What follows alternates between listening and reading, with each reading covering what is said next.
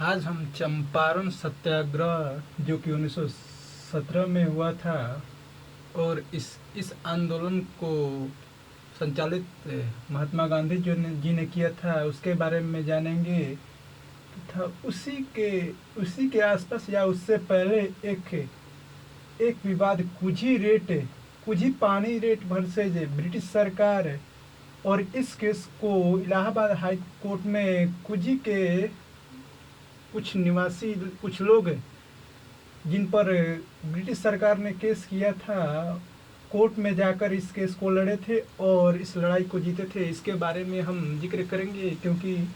इस विवाद को आज तक जो कि ब्रिटिश सरकार के काल में लड़ा गया था कहीं भी किताबों में भी जिक्र नहीं होता है। सबसे पहले हम चंपारण सत्याग्रह के बारे में जानेंगे जो कि गांधी जी के नेतृत्व में संपन्न हुआ था। सबसे पहले हम आखिर ये चंपारण में किस बात का विवाद था इसके बारे में जानने की कोशिश करेंगे। हम देखते हैं कि जो ब्रिटिशर्स थे वो चंपारण के गरीब किसानों को फोर्स करते थे इंडिगो की खेती करने के लिए और उनके लिए दूसरा कोई ऑप्शन नहीं छोड़ते थे और ये जोर ज़बरदस्ती से खेती करने के लिए कहते थे और ये लोग इंडिगो की खेती के लिए कम से कम 20 कट्ठे में 3 कट्ठा इंडिगो की खेती करने के लिए कहते थे तथा इसे ही हम लोग 3 कठिया प्रणाली के रूप में भी जानते हैं। और इस भूमि से जो 3 कट्ठे से जो इंडिगो का उत्पादन होता था उसमें 2/3 ब्रिटिशर्स और यूरोपीय ले लेते थे तथा 1/3 भारतीयों को देते थे जिससे कि बहुत नुकसान होता था भारतीयों का या आप कहें चंपारण के लोगों के। और ये इंडिगो खेती से कृषि योग्य भूमि का क्षरण होना प्रारंभ हो जाता था जिससे आगे की फसल उगाना इन खेतों पर मुश्किल हो जाता था। और इस 3 कठिया प्रणाली के संदर्भ में हम देखते हैं कि कौन सा कानून जो था वो प्रभावी ढंग से या ज़बरदस्ती करने के लिए ब्रिटिशर्स ने बनाया था तो वह कानून था Bengali tenancy act and other reactionary law,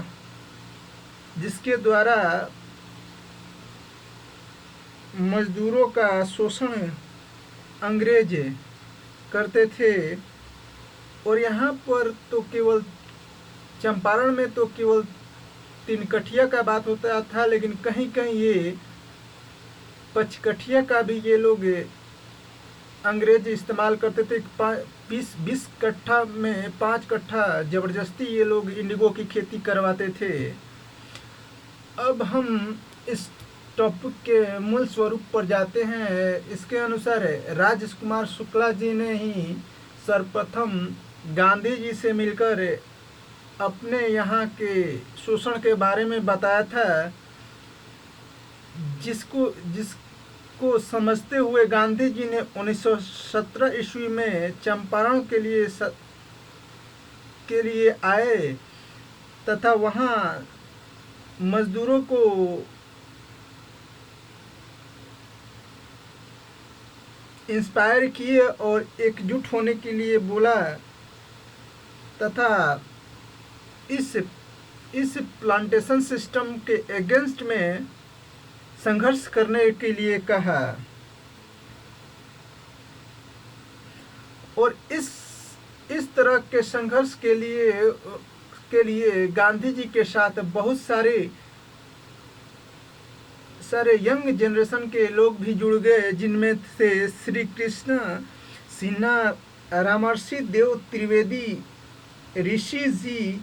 Brajkishore Prasad, JB Kripalani, doctor Rajendra Prasad और डॉक्टर अनुग्रह नारायण सिन्हा एंड जवाहरलाल नेहरू भी इस आंदोलन से जुड़ गए, जो कि चंपारण सत्याग्रह था। और इस आंदोलन ने एक ऐसा स्वरूप ले लिया कि एक बड़े स्तर पर गांधी जी ने इस आंदोलन को ऑर्गेनाइज किया और सिस्टम के विरुद्ध लैंडलॉर्ड्स के साथ मिलकर विरोध किया, जिसके संदर्भ में ब्रिटिश सरकार को झुकना पड़ा और एक एग्रीमेंट साइन किया, जिसके अंतर्गत क्षति का कंपनसेशन और उस रीजन के खेती पर किसानों का कंट्रोल हो गया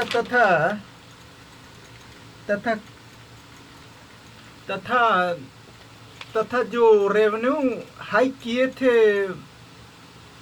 उस क्षेत्र में खेती से संबंधित, उसको उन लोगों ने कैंसल कर दिया था, तथा जब तक कि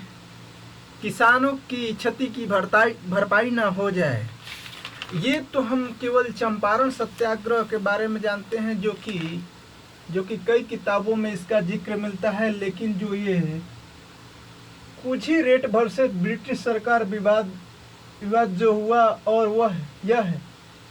इलाहाबाद हाई कोर्ट में जाके लड़ा गया है, इसके संदर्भ में भी हम जानने की कोशिश करेंगे। कुजी में आज़ादी से पहले लगभग यह है 1900 ईस्वी से उसके बाद की बात है। कुजी में पहले बाढ़ आते रहते थे, फिर भी अंग्रेज मालगुजारी और पानी का रेट जबरदस्ती और मनमानी तरीके से लेते थे, जिसके कारण यहाँ के लोग बहुत ही अस्त व्यस्त रहते थे। और यहाँ यह भी जानना आवश्यक है कि इस गांव में 52 गांव का पानी आता था, जिससे कि यहाँ हमेशा बाढ़ की स्थिति बनी रहती थी। एक समय ऐसा भी आया कि जब पानी एक स्तर से ऊपर बहने लगा और इस नहर के पानी के बहाव के कारण नहर का किनारा टूट गया। अगर यह किनारा नहीं टूटता तो शायद कुजी गांव बाढ़ में ही बह जाता, लेकिन ईश्वर की कृपा बनी कि नहर का किनारा टूट गया और यह गांव डूबने से बच गया, जिस कारण से अंग्रेजों को ऐसा लगा कि गांव वालों ने ही नहर को तोड़ दिया या काट दिया है। इस कारण से गांव के 5 से ज़्यादा लोगों पर FIR दर्ज किया, जिसके अनुसार स्वर्गीय धेनुक तिवारी, स्वर्गीय कुबेर तिवारी, अन्य 3-4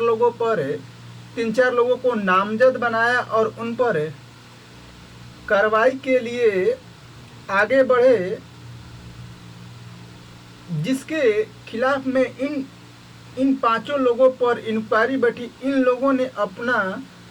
वकील हायर किया, तथा ये उस समय जब ये लोग वकील को हायर किए तो इलाहाबाद हाई कोर्ट के अंतर्गत इनके केस का जांच शुरू हुआ। ये सभी लोग मिलकर अपना वकील रखे तथा अपना केस लड़ना शुरू किए। केस आगे बढ़ने पर गांव में नोखा से इंक्वायरी करने के लिए एक अफसर हाथी पर बैठकर आया। उस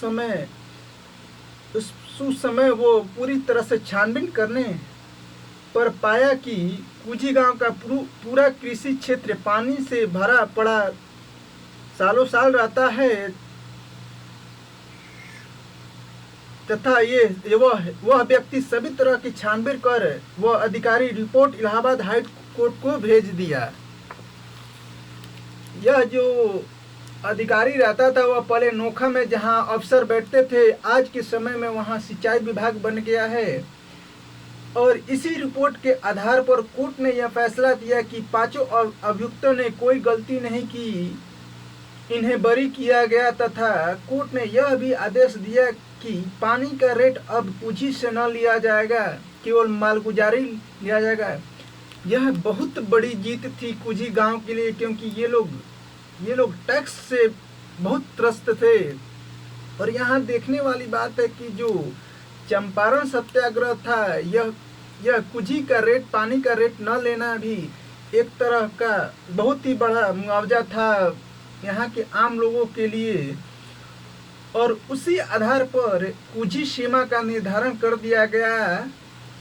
क्योंकि इस गांव में 52 गांव का पानी आता था और उस सीमा के अंतर्गत इस गांव का पानी का रेट सरकार द्वारा नहीं, ब्रिटिश सरकार द्वारा नहीं लिया जाता। शायद ही इसे कहीं स्वतंत्रता आंदोलन में जगह मिली है, जबकि यहाँ भी अंग्रेजों ने बर्बरतापूर्ण रवैया अपनाया, जिससे इन्हें कोर्ट से जाकर केस लड़ते हुए जीतना पड़ा था। वर्तमान समय की बात करें तो आज भी कुजी के कृषि क्षेत्र में 3 से 4 बार बाढ़ आते हैं तथा सरकार पानी रेट अभी तक नहीं लगा रही है। और सरकार का यह कुजी गांव के लिए छूट देना बहुत ही अच्छी बात है, लेकिन अभी भी सरकारी स्तर पर इस क्षेत्र का विकास करना बहुत हद तक बाकी है तथा बहुत हद तक सरकार ने इस क्षेत्र का विकास भी किया है। लेकिन हम यहाँ देखते हैं कि इन 5 लोगों की जो उपलब्धियां रही उस समय की, आज उसी के बलबूते इस गांव के लोग, जिनकी खेती की भूमि है, पानी का रेट न देते हुए